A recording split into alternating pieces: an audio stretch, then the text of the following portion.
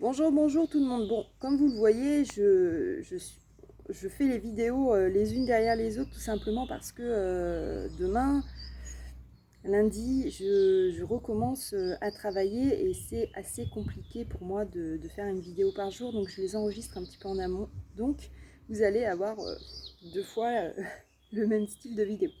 Ce n'est pas grave, l'essentiel c'est d'avoir quand même les vidéos.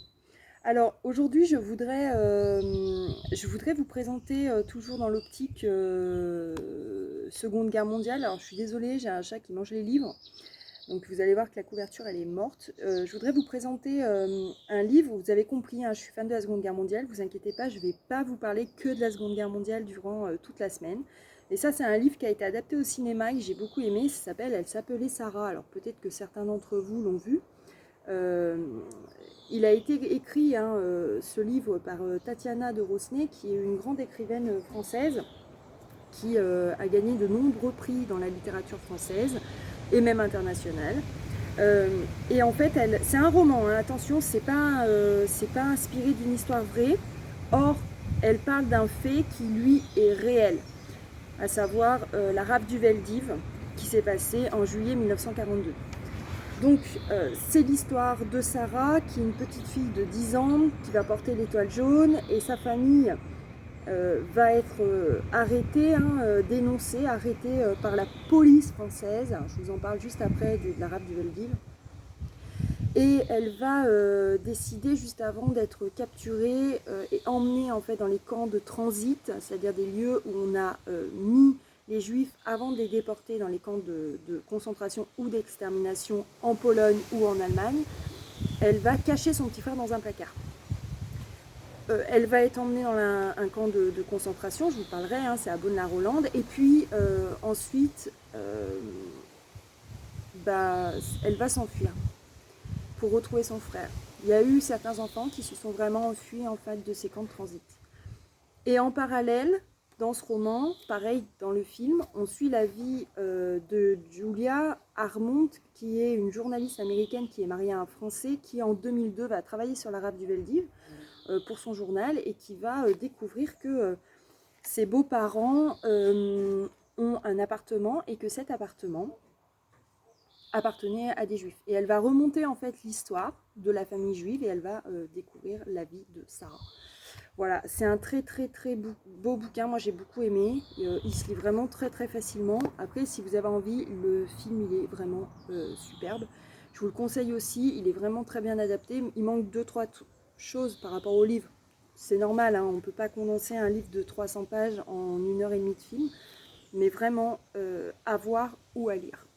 Alors, la rafle du Veldiv, j'en profite, je fais un petit point culture, histoire. La rafle du Veldiv, elle a été organisée à la demande d'Hitler, qui avait, depuis le 10 mai 1940, envahi la France.